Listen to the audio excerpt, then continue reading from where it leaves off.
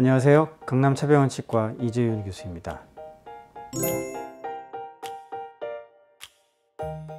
충치로 인해 치아가 심하게 손상됐거나 치아의 뿌리 부분까지 깨진 경우 치주염이나 여러 감염으로 잇몸뼈 소실이 심해 주변 치아가 같이 약해지거나 흔들리는 등 동요도가 증가하는 경우에는 회복이 어렵고 발치해야 하는 상황이 생길 수 있습니다.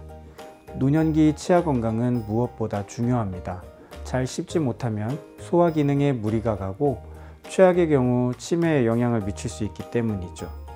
참고로 치주질환이 있는 환자는 일반인보다 당뇨병 발병률은 6배, 심혈관계 발병률은 2.2배, 뇌졸중 2.8배, 혈관성 치매 발병률이 1.7배나 높다고 알려져 있습니다. 한번 자연 치아를 상실하면 다시 치아가 자라나지 않기 때문에 임플란트나 틀니 등의 보철 치료가 필요합니다. 최근 많은 분들이 틀니보다 임플란트를 선호합니다. 임플란트는 자연 치아와 비슷해 기능적으로나 심미적으로 만족감이 높고 관리가 잘 될 경우 반영구적으로 쓸 수 있는데요. 치아가 상실됐을 때 바로 임플란트를 심는 것이 좋습니다. 치아를 상실하고 남은 빈 공간을 오래 방치하게 되면 치아를 잡고 있던 잇몸뼈가 점점 위축되고 인접치아의 잇몸에도 염증이 잘 발생하는 환경이 만들어집니다.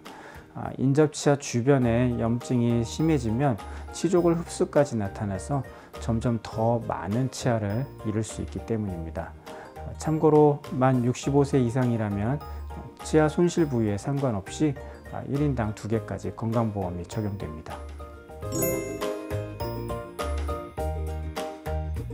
그럼요. 그런데 임플란트 가능 시기는 연령과 큰 상관이 없습니다. 다만 노화에 따른 치족골 소실이 심해서 임플란트를 식립하기에 잇몸뼈가 너무 부족한 경우 임플란트 치료가 어려울 수는 있습니다. 그 외에 과한 음주를 자주 하시는 분이나 흡연을 많이 하시는 분, 당뇨나 고혈압, 심장질환 등 심각한 전신질환이 있는 분들 또는 티타늄이나 금에 대한 알러지가 있는 분들이 아니라면 누구나 임플란트 시술을 받으실 수 있습니다. 음주나 흡연을 왜 하면 안 되는지 궁금해 하시는 분들이 많은데요. 음주는 말초혈관을 확장시켜 수술 부위의 염증을 유발해 치유를 지연시킵니다. 흡연은 반대로 말초혈관을 축소시키면서 수술 부위의 혈류 공급을 감소시킵니다. 혈류가 줄어들면 영양 공급도 원활하지 못해 수술 부위의 치유가 더뎌지고 감염률을 높입니다. 특히 담배의 니코틴은 세포의 활성을 방해해 임플란트와 뼈가 단단하게 붙는 것을 방해하죠. 앞에서 임플란트 시술이 어렵다고 언급한 심장질환이나 고혈압, 당뇨, 골다공증의 질환자는 관련 진료과 전문의와 협진해 세밀한 검사 후에 임플란트 시술을 받으실 수 있으니 꼭 상담을 받으십시오.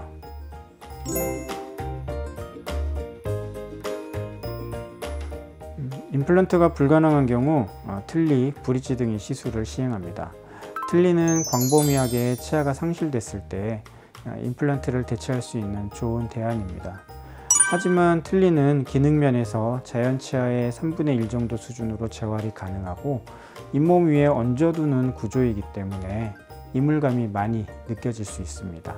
또 단단하게 고정하기 힘들어 음식물을 씹거나 말을 할 때 틀니가 입안의 근육 운동에 따라 같이 움직이기도 해서 스스로 틀니를 제어할 수 있는 요령이 생기기 전까지 적응해야 하는 어려움도 있습니다. 처음 틀니를 하시는 분들은 이런 어려움과 치아 상실감, 노인이 되었다는 우울감까지 더해져 심리적으로 매우 힘든 시기를 보내기도 합니다. 따라서 처음 틀니를 하게 된다면 사전에 의료진과 앞으로 벌어지는 상황, 또 어떤 상황을 견뎌야 되는지에 대해 충분한 대화를 하는 것이 좋습니다. 브릿지는 틀니에 비해 단단하게 고정할 수 있고 치아를 재현해 기능면에서 자연 치아와 크게 다르지 않다는 장점이 있습니다. 또 임플란트보다 치료기간이 짧고 시술이 비교적 간단합니다. 다만 고정하기 위해 상실된 치아와 전후로 인접한 치아를 삭제해야 된다는 점, 또 인접한 치아가 동요도를 보이거나 잇몸뼈의 지지가 불충분할 경우 시술이 불가능하다는 것이 단점입니다.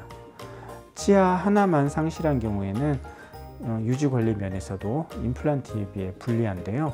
임플란트의 경우 재보철이 필요한 경우 해당 보철만 제거해서 다시 치료할 수 있지만, 브릿지는 어느 한쪽 치아만 잘못돼도 전체 보철물을 제거하고 다시 시술해야 한다는 문제가 있습니다.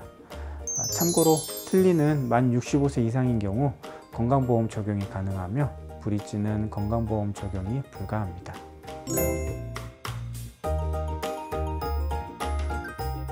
바로 잇몸 건강을 지켜야 합니다. 잇몸은 한번 퇴축되면 100% 예전으로 회복되기 어렵기 때문이죠. 치아를 떠받치고 있는 잇몸이 망가지면 치아 전체가 흔들린다는 사실을 반드시 명심하세요.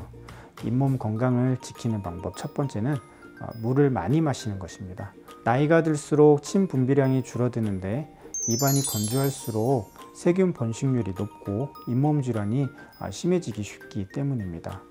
특히 최근엔 마스크를 쓴 상태로 운동하는 분들이 많은데요.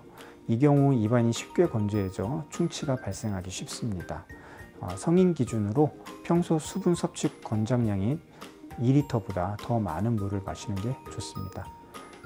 두 번째, 하루 3번 양치질을 하시고 하루에 한 번은 치실이나 치간칫솔 같은 보조용품을 사용하시는 걸 권장드립니다. 칫솔을 고를 땐 머리가 가능하면 작은 칫솔을 고르는 것이 좋은데요.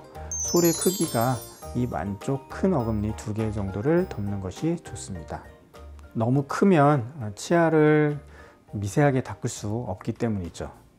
칫솔을 세워서 치아와 치아 사이, 또 치아와 잇몸 사이의 노폐물들을 잘 닦아내시고, 치실이나 치간 칫솔로 치아 틈새에 음식물 찌꺼기가 남지 않도록 잘 닦아주시는 것이 좋겠습니다.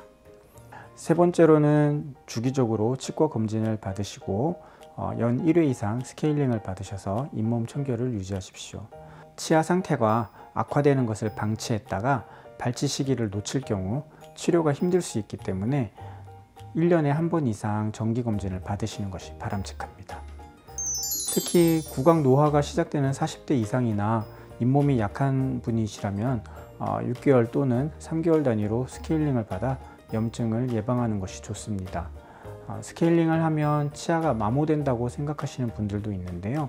스케일링을 1년 동안 매일 받는다 해도 치아가 닳는 것은 아니니 걱정하지 않으셔도 됩니다. 오늘은 임플란트, 틀니 등의 보철 치료에 대해 알아보았습니다. 치아 건강에 대해 고민이 있으시다면 바로 댓글창에 질문과 하시고 싶은 말씀을 남겨주세요. 감사합니다.